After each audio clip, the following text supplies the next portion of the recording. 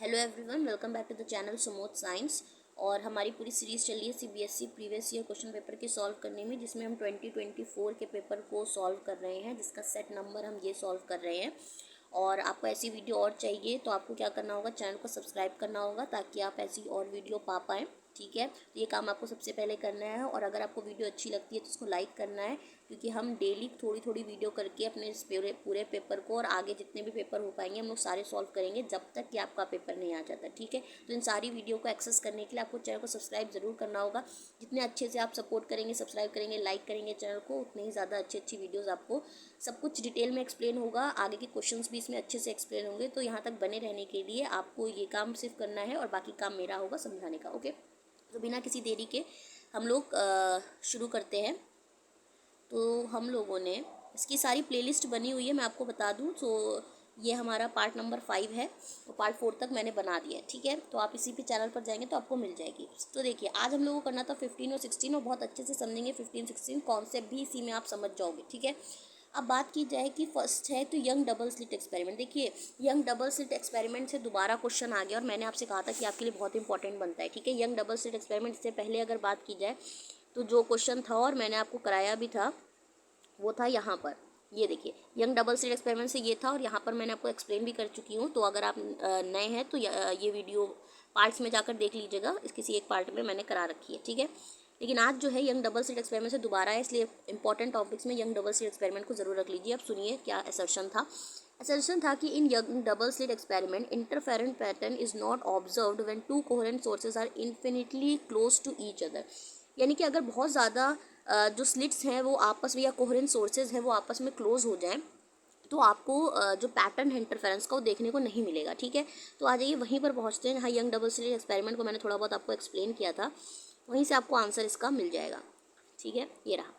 यहाँ देखिए, तो मैंने आपसे कहा था यहाँ एक सोर्स होता है, ये एक सोर्स जो आपको दिख रहा है, यहाँ पर स्लिट्स दो लगाई जाती है। ठीक है, दो स्लिट्स के बीच की दूरी जो होती है वो स्मॉल डी से मैंने आपको रिप्रेजेंट करती हुई बताई थी।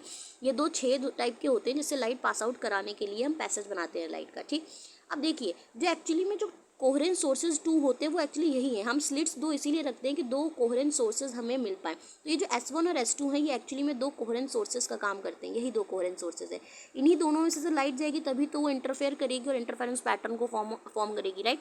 तो कोहेरेंट सोर्सेज जो है वो यही S1 और S2 है। ठीक, ये दो सोर्सेज की तरह काम करते हैं। अब देखिए, ये जो S1 और S2 दो कोहेरेंट सोर्सेज ये बहुत पास आ जाएं, अगर ये कह रहे हैं कि बहुत पास आ जाएं, बहुत क्लोज्ड हो जाए, तो देखिए D की वैल्यू बहुत कम हो जाएगी, क्योंकि D इन्हीं दोनों के बीच का सेपरेशन है, तो D की वैल्यू बहुत कम हो जाएगी। अब आपको पता है कि फ्रिंज विड्थ क्या होती है, D लैम्डा बाई D होती है। ठीक है, जो फ्रिंज विड्थ होती है, फ्रिंज विड्थ का क्या मतलब आप समझते हो, तो मैं आपको बता दूं, फ्रिंज विड्थ का मतलब होता है कि दो फ्रिंज के बीच की विथ क्या है, जो कंजिक्यूटिव दो ब्राइट ले लो या दो डार्क ले लो, उन दोनों के बीच की विथ। अब देखिए, अगर डी कम होता है, ठीक, डी कम होता है तो ये क्या करेंगी, और beta equal to inverse relation आप जानते हैं, ये कम होने का मतलब है बीटा का बढ़ना, बीटा का बढ़ना यानी फ्रिंज विथ का बढ़ना। अब ये बढ़ते बढ़ते क्या होगा कि सब एक, सोचिए कि काली काली एक जैसी दिखने लगी, आपको प्रॉपर इंटरफेरेंस पॉइंट शायद सब ब्लैक ही ब्लैक दिख जाए, बहुत पास आ जाएंगी तो भी इंटरफेरेंस नहीं दिखेगा। ठीक है, बहुत पास आ जाएंगी तो भी इंटरफेरेंस, तो एक सफिशिएंट अमाउंट ऑफ दूरी तो रिक्वायर्ड है। ठीक है, फ्रिंज विथ बहुत ज़्यादा हो जाएगी, उसके कारण आपको इंटरफेरेंस पैटर्न दिखेगा, आपको फ्रिंज विथ बहुत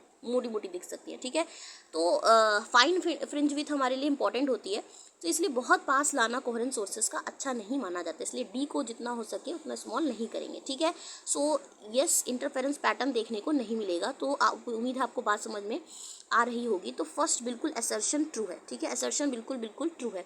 नाउ सेकंड कह रहा है रीजन में, पहले रीजन देखेंगे ट्रू भी है कि नहीं। जब fringe width is proportional to the separation between the two sources, fringe width देखिए जब डायरेक्टली ना भी लिखा हो, इसका मतलब होता है, इसका मतलब यही होता है कि डायरेक्टली बोल रहा है। अगर डायरेक्टली नहीं बोला कि प्रोपोर्शनल का मतलब कि प्रोपोर्शनल है। और अभी मैंने आपको बताया कि फ्रिंज विथ जो होती है वो डी लैम्डा बाई डी से ली जाती है। तो ये जो सेपरेशन है वो डायरेक्टली नहीं है, इन्वर्स है, यानी कि ये बात ही गलत हो जाती है। डायरेक्टली नहीं है, ये कह रहा है प्रोपोर्शनल, प्रोपोर्शनल नहीं है, इन्वर्स प्रोपोर्शनल है, तो इन्होंने प्रोपोर्शनल लिखा है, इसलिए ये बात फॉल्स हो जाती है, स्टेटमेंट आपका फॉल्स हो जाता है। सो उम्मीद है आपको बात समझ। तो जो आपका रीज़न है वो क्या है, रीजन फॉल्स की कैटेगरी में है, असर्शन ट्रू की कैटेगरी, नहीं assertion is true and reason is false, assertion is true and reason is false.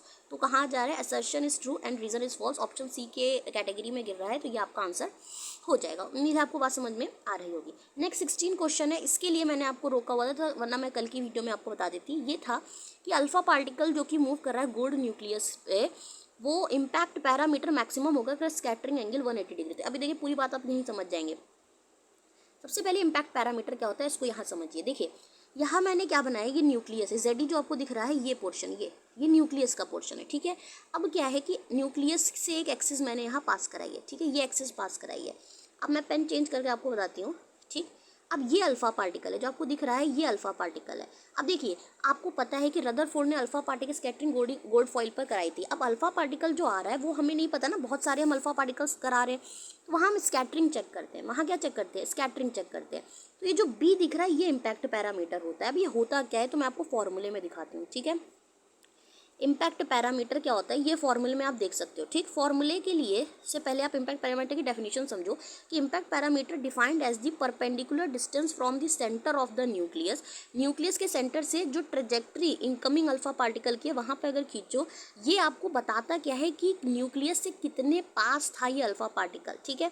बहुत गौर से समझिए, ठीक। अब देखिए ये एक्सिस है न्यूक्लियस की जो पूरी हमने एक्सिस से पास आउट कराई है, तो इसकी परपेंडिकुलर दूरी किससे, जो अल्फा पार्टिकल इनिशियली जिस डायरेक्शन में जा रहा था उस वाले डायरेक्शन से आप परपेंडिकुलर जो दूरी होगी वो इम्पैक्ट पैरामीटर। अब देखिए इम्पैक्ट पैरामीटर और स्कैटरिंग से पहले, यानी कि ये अल्फा पार्टिकल जो आ रहा था ये स्कैटर्ड तो होगा, वो स्कैटरिंग हम देख सकते हैं कि हमने जिस भी अल्फा पार्टिकल को कराया वो स्कैटर्ड हो गया, पर स्कैटर्ड होने से पहले ये न्यूक्लियस के कितने पास था, ये इम्पैक्ट यानी इम्पैक्ट उसका न्यूक्लियस के पास कितना था ये आपको बताता है इम्पैक्ट पैरामीटर, ठीक है।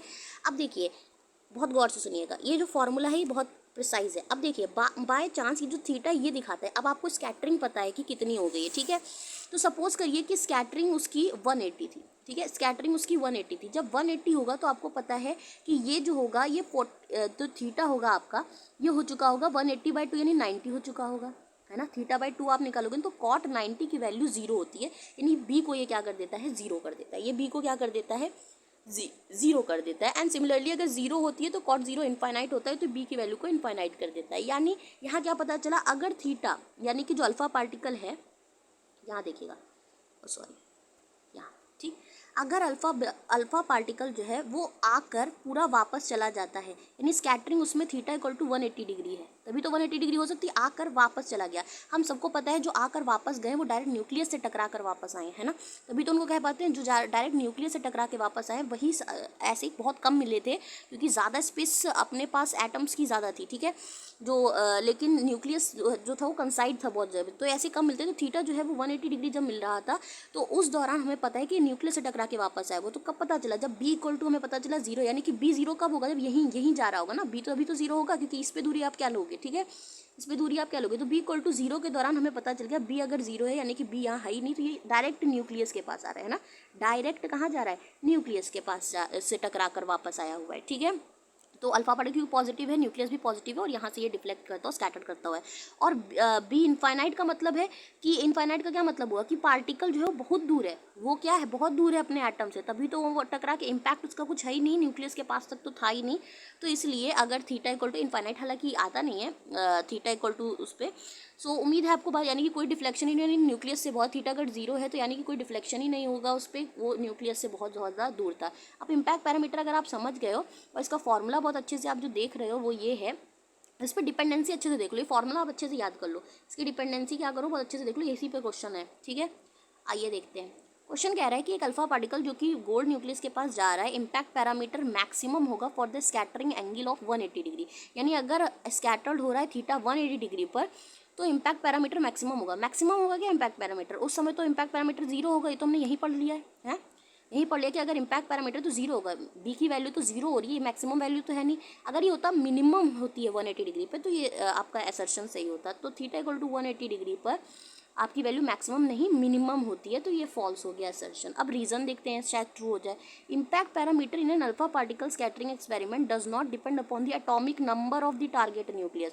अब देखिए यहीं पर फॉर्मूला अगर आपको पता है तो आपको पता है कि ये टारगेट न्यूक्लियस पे के नंबर पे तो डिपेंड कर रहा है ना, जेड पे तो डिपेंड कर रहा है ना, Z² मैंने यहाँ लिया था, जेड पर तो ये डिपेंड कर रहा है ना, ठीक है। तो फॉर्मूले के अगर इम्पैक्ट पर डिपेंड कर रहा है तो ये बात भी फॉल्स हो जाती है। तो it does not need, it does depend on the atomic number of the target nucleus, right.